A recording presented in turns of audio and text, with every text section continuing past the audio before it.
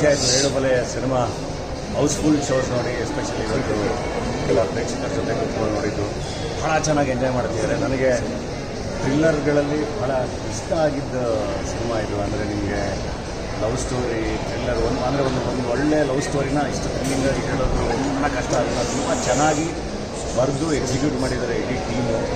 ಎಲ್ಲ ಥರದ ಸಿನಿಮಾಗಳಿಗೂ ಜಾಗ ಇದೆ ಅನ್ನೋದಕ್ಕೆ ಇದು ಬೆಸ್ಟ್ ಎಕ್ಸಾಂಪಲ್. ಆ್ಯಕ್ಚುಲಿ ಈ ಸಿನಿಮಾ ನಿಮಗೆ ಇವತ್ತು ಹೌಸ್ಫುಲ್ ಆಗ್ತಿರೋದು ಏಕೆಂದರೆ ಕಂಪ್ಲೀಟಾಗಿ ನಿಮಗೆ ಹೊಸ ಥರದ್ದೇನೋ ಒಂದು ಕಥೆ ಹೇಳೋದು ಕೊಟ್ಟಾಗೆಲ್ಲ ಯಾವಾಗಲೂ ಒಂದು ಸಣ್ಣ ರಿಸ್ಕ್ ಇದ್ದೇ ಇರುತ್ತೆ. ಬಟ್ ನಾವು ನೋಡಿದ್ದೀವಿ ತರುಣ್ ಅವರ ಪ್ರತಿಯೊಂದು ಸಿನಿಮಾದಲ್ಲೂ ಹೆಂಗೆ ಅದು ತುಂಬ ಚೆನ್ನಾಗಿ ಎಕ್ಸಿಕ್ಯೂಟ್ ಆಗಿದೆ ಅಂತ. ಮತ್ತೆ ಒಂದ್ಸಗೆ ಏಳುಮಲೆಯಲ್ಲಿ ಆ ಒಂದು ಬ್ಯೂಟಿಫುಲ್ ಪ್ರೆಸೆಂಟೇಷನ್ ನೋಡ್ಬೋದು. And edge of the seat ಥ್ರಿಲ್ಲರ್ನ ನೋಡ್ಬೋದು.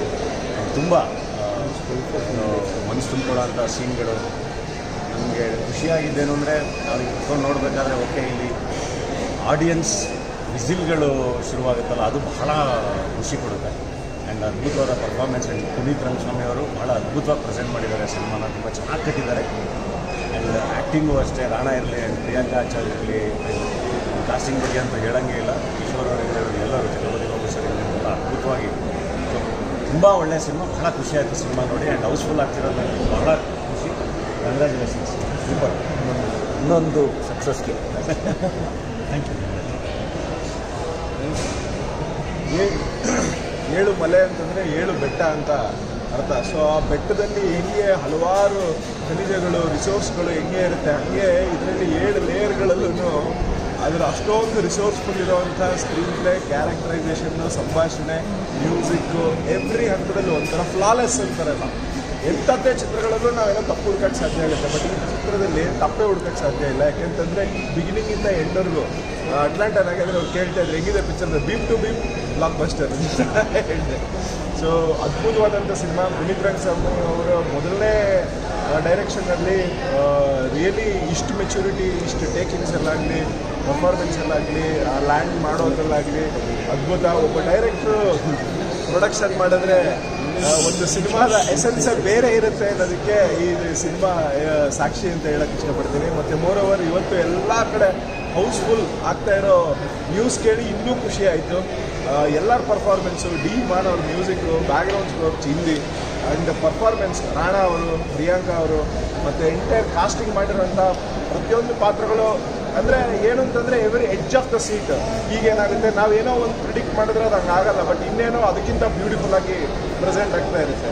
ಸೊ ಇಂಥ ಒಂದು ಸಿನಿಮಾ ಇಂಥ ದೊಡ್ಡ ಬ್ಲಾಕ್ ಬಸ್ಟರ್ ಆಗಿರೋದಕ್ಕೆ it deserves that blockbuster success report. So hardly congratulation to Tarun bro. ನಿಜವಾಗ್ಲೂ it is going to set an example. ಈ ಡೈರೆಕ್ಟರ್ಗಳು ಪ್ರೊಡಕ್ಷನ್ ಹೌಸ್ ಮಾಡಿದ್ರೆ ಅದರದೇ ಒಂದು ಫ್ಲೇವರೇ ಒಂದು ಬೇರೆ ಸ್ಟ್ಯಾಂಡರ್ಡ್ಗೆ ಸಿನಿಮಾ ಮಾಡ್ದಂಗೆ ಇರುತ್ತೆ ಅಂತ ಏನು ನಾವು ಡಿಸ್ಕಸ್ ಮಾಡ್ತಿದ್ವಿ, ಅದು ಇದು ನಿಜ ಮಾಡಿದೆ. Hardly congratulations to the entire Elumale team ಅಂತ ಹೇಳೋದಕ್ಕೆ ಇಷ್ಟಪಡ್ತೀನಿ.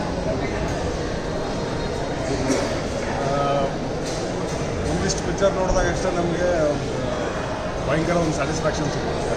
ಆ ಥರ ತುಂಬ ಸ್ಯಾಟಿಸ್ಫ್ಯಾಕ್ಷನ್ ಕೊಡುವಂಥ ಒಂದು ಪಿಕ್ಚರ್ ಇದೆ. ಶುರುವಾಗಿದ್ದು ಕೆಲವೇ ಕೆಲವು ಚಿತ್ರಗಳಿಗೆ ನನ್ನ ಕ್ಯಾರೆಕ್ಟರ್ ಏನು ಎಮೋಷ್ನಲಿ ಒಂದು ಇಂಟೆನ್ಸ್ ಆದಂಥ ಭಾವನೆ ಹೊತ್ತಿರ್ತಾರೆ, ಅದನ್ನು ನೀವು ಹೊರ್ತೀರಿ. ಕೊನೆವರೆಗೂ ಅದನ್ನ ಹೊತ್ಕೊಂಡೇ ಕ್ಯಾರಿ ಮಾಡಿಸ್ಕೊಳ್ಳೋ ಹೆಸರಿಲ್ಲ. ಎಮೋಷ್ನಲಿ ಸಿಕ್ಕಾಪಟ್ಟೆ ಬ್ಯೂಟಿಫುಲ್ಲಾಗಿ ಕಟ್ಬಿಟ್ಟಂಥ ಒಂದು ಪಿಕ್ಚರ್. ಪರ್ಫಾರ್ಮೆನ್ಸು ಸಖತ್ತಾಗಿದೆ, ಮ್ಯೂಸಿಕ್ಕು ಸೂಪರಾಗಿದೆ. ಟೋಟಲ್ ಸಿನಿಮಾ ಶುರುವಿಂದ ಕೊನೆ ತನಕ ನಿಮ್ಮನ್ನು ಗಟ್ಟಿಯಾಗಿ ಹಿಡಿದುಸುತ್ತೆ. ನಮಗೆ ಅನಿಸ್ತಾ ಇರುತ್ತೆ, ಇವಾಗ ನನಗೆ ಆ ಎಕ್ಸೈಟ್ಮೆಂಟಲ್ಲಿ ಓಕೆ ಹಿಂಗಿರುತ್ತೆ ಅಂತ ಹೇಳೋಕ್ಕೆ ಇಷ್ಟ ಆಗುವಷ್ಟು ಮಟ್ಟಿಗೆ ಸಿನಿಮಾ ನಿಮಗೆ ಹತ್ತಿರ ಆಗುತ್ತೆ. ಐ ಥಿಂಕ್ ಪ್ರೀತಿಲಿರುವಂಥ ಎಲ್ಲ ಮನಸ್ಸುಗಳು ನಿಜವಾಗ್ಲೂ ಈ ಸಿನಿಮಾ ಬಂದು ನೋಡಬೇಕು, ನಮ್ಗೆ ಭಾಳ ಹತ್ತಿರ ಆಗುತ್ತೆ. ಎಲ್ಲ ಲೈಫ್ನಾಗೂ ಚಿನ್ನ ಇದ್ದೇ ಇರ್ತಾರೆ.